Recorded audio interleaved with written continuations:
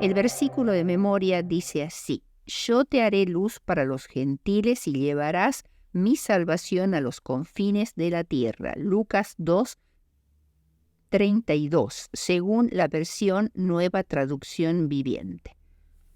Podríamos preguntarnos qué tiene que ver el libro de Esther con la predicación del Evangelio y con la misión. Sin embargo, tiene mucho que ver, porque trata de cómo llevar adelante la misión en lugares donde el gobierno no permite las actividades religiosas o lugares donde la gente no está interesada en este tipo de actividades. Y justamente sucede que una parte sustancial de la población mundial cumple con estas características. Esther, Mardoqueo y los judíos que vivían en el imperio persa formaban parte de un grupo minoritario, menospreciado por los persas. Muchos de nosotros vivimos en lugares donde gozamos de gran libertad religiosa y se puede predicar abiertamente nuestra fe. Pero otros en el mundo no se pueden dar ese lujo, ya que una adhesión abierta a Dios los llevaría a la cárcel o pondría en peligro su vida y la de sus familiares. A pesar de este peligro, algunos de ellos trabajan activamente en lugares de influencia.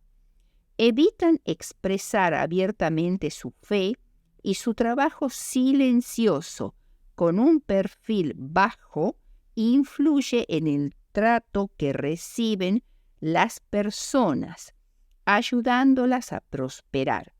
Esta labor no es menos importante que las presentaciones explícitas del Evangelio que otros hacen en situaciones en las que tienen más libertad. Bien, el primer punto, vamos a ver el libro de Esther. Es el informe histórico de la aguda crisis que soportó el pueblo judío en el año 474-473 a.C., cuando un decreto del rey persa Jerjes, o Asuero, como lo llama la Biblia, ordenó su exterminio, y de la providencia divina para la solución de este grave problema. Aunque en ninguna parte del libro aparece el nombre de Dios, los judíos le asignaron un lugar en el canon sagrado. Aunque se desconoce la identidad del autor, se pueden sacar algunas conclusiones: que fue alguien que vivió en esa época dada la exactitud histórica de la narración, por lo cual se trataría de un judío muy educado, y algunos han sugerido que Esdras o Mardoqueo mismo podrían haber sido los autores. El contexto histórico tiene que ver con la desastrosa campaña del rey persa Asuero o Jerjes en Grecia, que señala los últimos intentos serios de los persas por incorporar a su territorio las ciudades-estado griegas. Esther fue hecha reina después que Jerjes regresara de Grecia, y la crisis producida por el decreto de Amán ocurrió unos 4 o 5 años más tarde. El segundo punto que vamos a considerar es que, estando en un ambiente hostil al judaísmo, se destacan claramente el carácter y la conducta de Esther y Mardoqueo. Esther no solo es una mujer hermosa, sino también alguien que tiene un juicio claro, un autocontrol notable, un tacto refinado, una lealtad firme y un espíritu de abnegación que se eleva a alturas heroicas.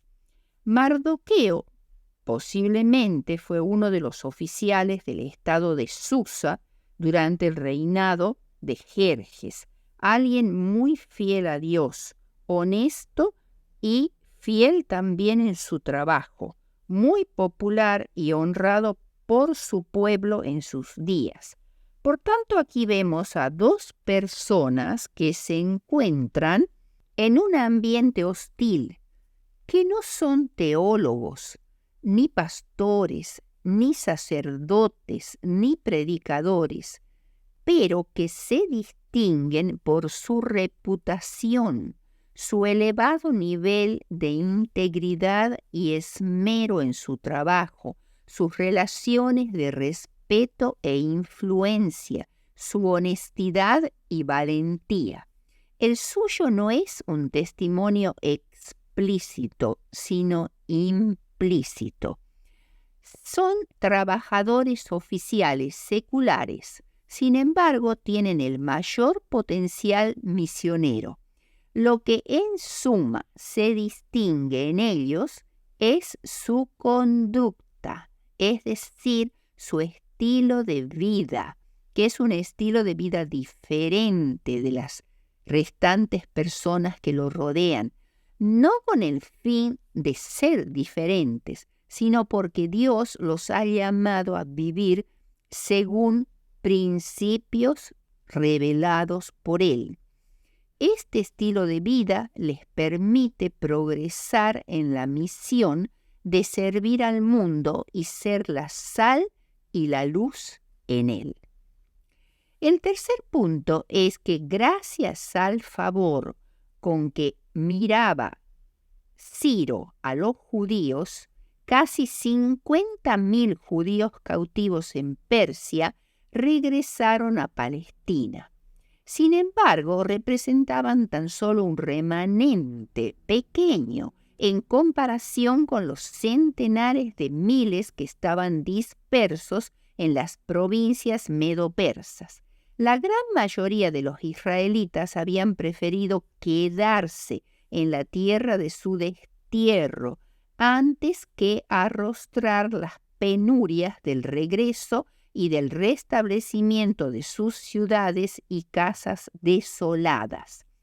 20 años después del decreto de Ciro, surgió un segundo decreto, tan favorable como el primero, emitido por el rey Darío Istapes, con el cual Dios proveyó en su misericordia otra oportunidad para que los judíos del reino medo-persa regresaran a la tierra de sus padres.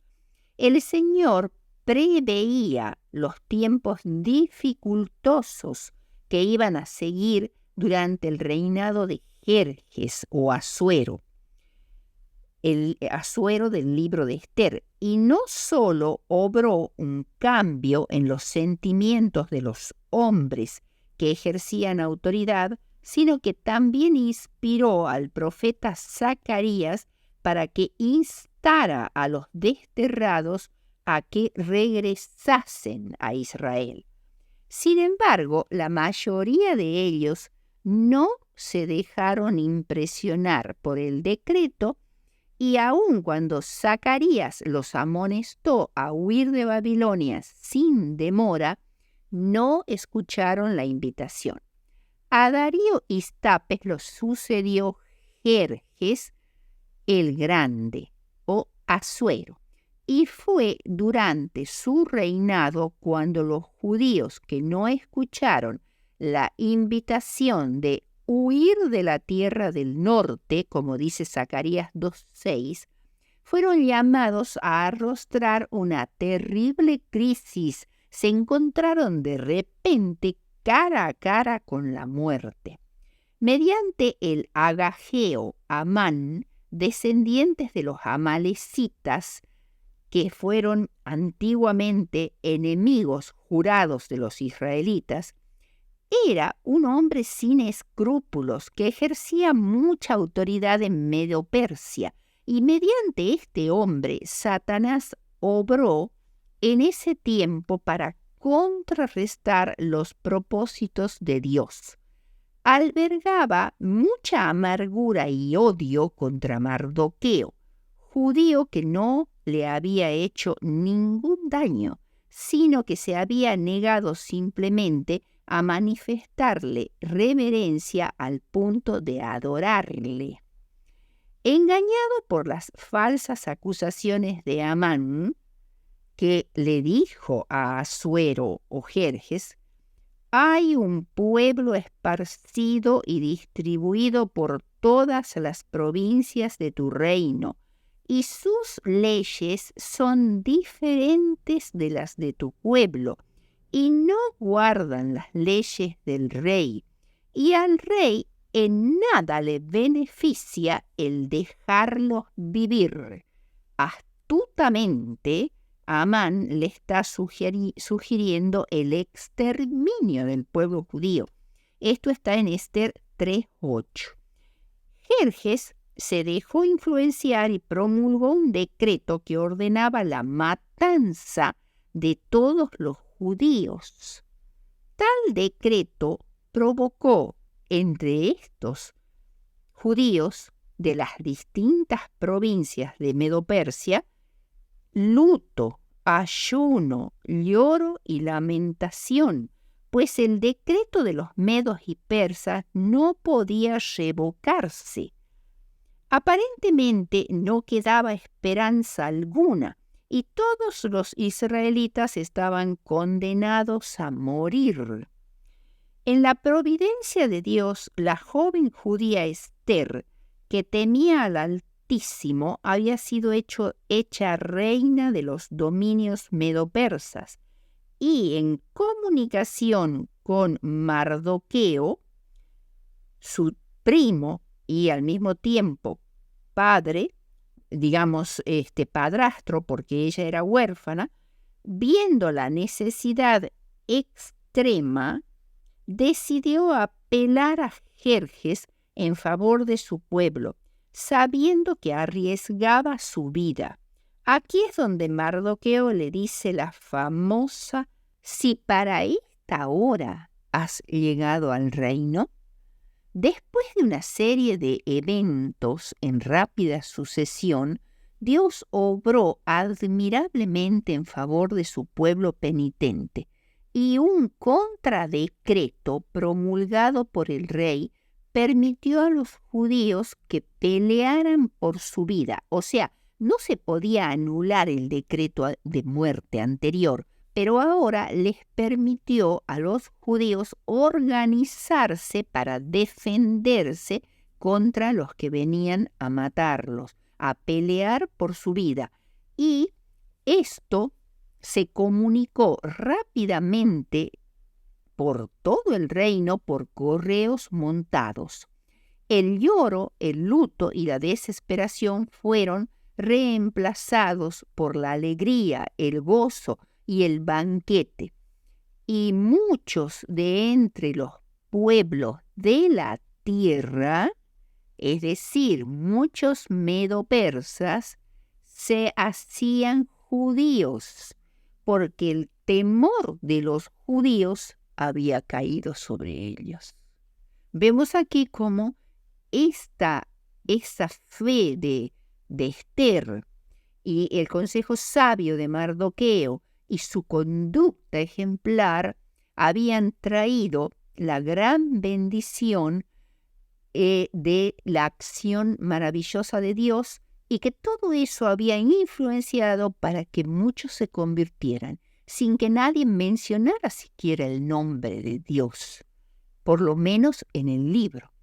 Como conclusión, aunque los cristianos en su mayoría no ocupan posiciones tan destacadas como las de Ester y Mardoqueo, siguen estando en lugares y espacios a los que los pastores y otras personas empleadas por la iglesia no tienen acceso.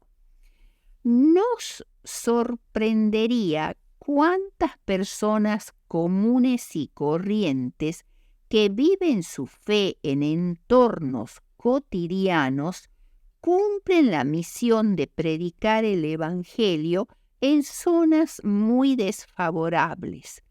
Esto demuestra que la misión de Dios es para todos y que cualquiera puede participar de ella. Lo que más se necesita es que las personas visualicen sus lugares de trabajo actuales como su campo misionero. No necesariamente se podrá evangelizar explícitamente, como estamos acostumbrados quizá, a sus compañeros de trabajo. Pero si trabajan con honestidad e integridad, encuentran situaciones en las cuales pueden hacer un impacto para Dios. ¿Qué deben hacer entonces los que no viven en lugares donde la adhesión abierta a nuestra fe es peligrosa? En primer lugar, debemos orar regularmente para que Dios conceda a los que viven en esos lugares el valor de vivir su fe mediante expresiones adecuadas a su entorno. Debemos interceder por los que se encuentran privados de su libertad, como pueden ser pastores o personas que están en cargos más altos dentro de la obra, y orar para que mediante la oración intercesora puedan vislumbrar el amor de Dios y la vida que Dios quiere para toda la humanidad. Reconocer el servicio de quienes no son obreros, ni pastores, ni empleados de la iglesia, e invertir en capacitaciones orientadas a ayudar a los miembros de la iglesia para trabajar en esos lugares. Esto cambiaría drásticamente la forma en que el Evangelio se extendería por el mundo.